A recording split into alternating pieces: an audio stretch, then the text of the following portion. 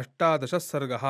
वालिवधसमर्थनम् इत्युक्तः प्रश्रितं वाक्यं धर्मार्थसहितं हिदं परशं वालिना रामो निहतेन विचेतसा तं निष्प्रभमिवादित्यं मुक्ततोयमिवाम्बुदम् उक्तवाक्यं हरिश्रेष्ठमुपशान्तमिवानलं धर्मार्थगुणसम्पन्नं हरीश्वरमुनुत्तमम् अधिक्षिप्तस्तदा रामः पश्चाद्वालिनमब्रवीत् धर्ममर्थं च कामं च समयं चापि लौकिकम् अविज्ञाय कथं बाल्यान् मामिहाद्य निगर्हसे आपृष्ट्वा बुद्धिसम्पन्नान् वृद्धानाचार्यसम्मतान् सौम्य वानरचापल्या त्वं मां वक्तुमिहेच्छसि इक्ष्वाकूणामियं भूमिः सशैलवनकानना मृगपक्षिमनुष्याणां निग्रहप्रग्रहावपि तां पालयति धर्मात्मा भरतः सत्यवान् ऋजुः धर्मकामार्थतत्त्वज्ञो निग्रहानुग्रहे रतः नयश्च विनयश्चोभौ यस्मिन् सत्यं स सुस्थितं विक्रमश्च यथा दृष्टः स राजा देशकालवित् तस्य धर्मकृतादेशा वयमन्ये च पार्थिवाः चरामो वसुधां कृष्णां धर्मसन्तानमिच्छवः तस्मिन् नृपतिशार्दूले भरते धर्मवत्सले पालयत्यखिलां भूमिं कश्चरेद्धर्मनिग्रहं ते वयं धर्मविभ्रष्टं स्वधर्मे परमे स्थिताः भरताज्ञां पुरस्कृत्य निगृह्णीमो यथाविधि त्वान्तु संक्लिष्टधर्मा च कर्मणा च विगर्हितः कामतन्त्रप्रधानश्च न स्थितो राजवर्त्मनि ज्येष्ठो भ्राता पिता चैव यक्षविद्यां प्रयच्छति त्रयस्ते पितरो ज्ञेया धर्मे वर्त्मनिवर्तिनः यवीयानात्मनः पुत्रः शिष्याश्चापि गुणोदितः पुत्रवत्ते त्रयश्चिन्ता धर्मश्चेदत्र कारणं सूक्ष्मः परमदुर्ज्ञेयः सतां धर्मः प्लवङ्गमा ह्लदिस्थः सर्वभूतानामात्मा वेदशुभाशुभे चपलश्चपलैः सार्धं वानरैरकृतात्मभिः जात्यन्ध इव जात्यन्धैः मन्त्रयन् रक्षसेनु किम् अहन्तो व्यक्तमास्य वदनस्य ब्रवीमि ते न हि मां केवलं रोषात्तं विगर्हितुमर्हसि तदेतत् कारणं पश्य यदर्थं त्वं मया हतः भ्रातुर्वर्तसि भार्यायां त्यक्त्वा धर्मं सनातनम् अस्य त्वं धर्ममाणस्य सुग्रीवस्य महात्मनः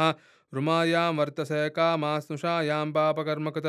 तद्व्यतीतस्य ते धर्मात् कामवृत्तस्य वानरः भ्रातृभार्यावमर्शोऽस्मिन् दण्डोऽयं प्रतिपादितः न हि धर्मविरुद्धस्य लोकवृत्तादपेयुषः दण्डादन्यत्र पश्यामि निग्रहं नरियूथप न हि ते मर्षये पापं क्षत्रियोऽहङ्कुलोद्भवः औरसीं भगनीं वापि भार्यां वाप्यनुजस्य सह प्रचरेत नरः कामः तस्य दण्डो वधस्मृतः भरतस्तु महीपालो वयं चादेशवर्तिनः त्वन्तु धर्मादतिक्रान्तः कथं शक्यमुपेक्षितं गुरुधर्मव्यतिक्रान्तं प्राज्ञो धर्मेण पालयन् भरतः कामवृत्तानान्निग्रहे पर्यवस्थितः वयं तु भरतादेशं विधिं कृत्वा हरीश्वर त्वद्विधान् भिन्नमर्यादान् नियन्तुं पर्यवस्थिताः सुग्रीवेण च मे सख्यं लक्ष्मणेन च यथा यथा देवराज्यनिमित्तं च निःश्रेयसि रतः समे प्रतिज्ञां च मया दत्ता तदा पावकसन्निधौ प्रतिज्ञाय कथं शक्यं मद्विधे नानवेक्षितं तदेभिः कारणैः सर्वैर्मेहद्भिर्धर्मसंहितैः शासनं तव यद्युक्तं तद्भवाननुमन्यतां सर्वथा धर्म इत्येव दृष्टस्तव निग्रहः वयस्यस्योर्पकर्तव्यं धर्ममेवानुपश्यतः शक्यं त्वयापि तत्कार्यं धर्ममेवानुवर्तत श्रूयते मनुना गीतौ श्लोकौ चारित्रवत्सलौ गृहीतो धर्मकुशलैस्तत्तथा चरितं मया राजभिर्धृतदण्डास्तु कृत्वा पापानि मानवाः निर्मलाः स्वर्गमायान्ति सन्तः सुकृतिनो यथा शासनाद्वा विमोक्षाद्वास्तेन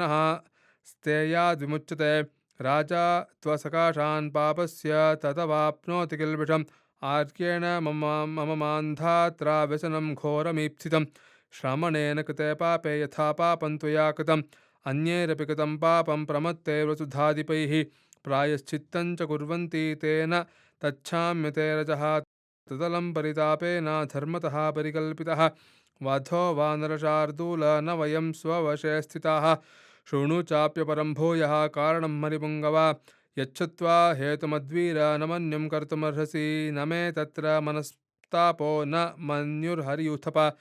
वागुराभिश्च पाशैश्च कूटैश्च विविधैर्नराः प्रतिच्छन्नाश्च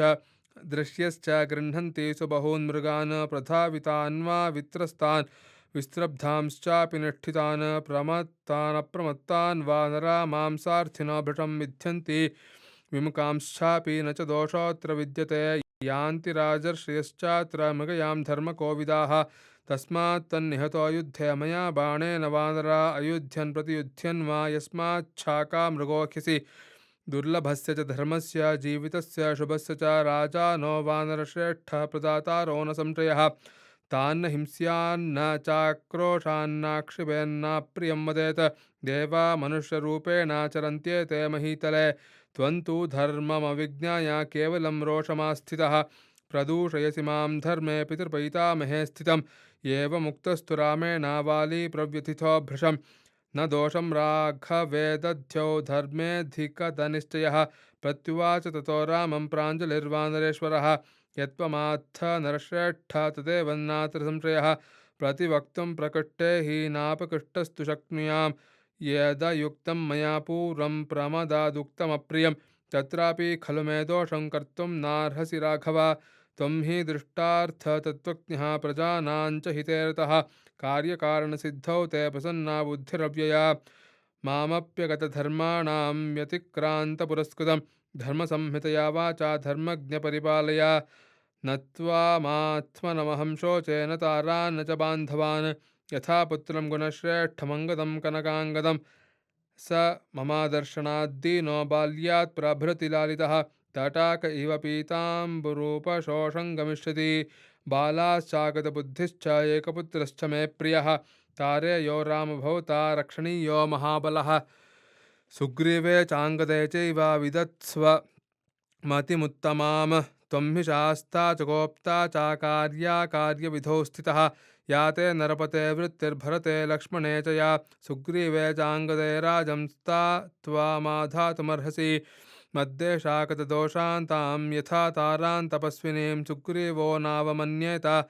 तथावस्थातुमर्हसि त्वाह्यनुगृहीतेन राज्यं शक्यमुपासितं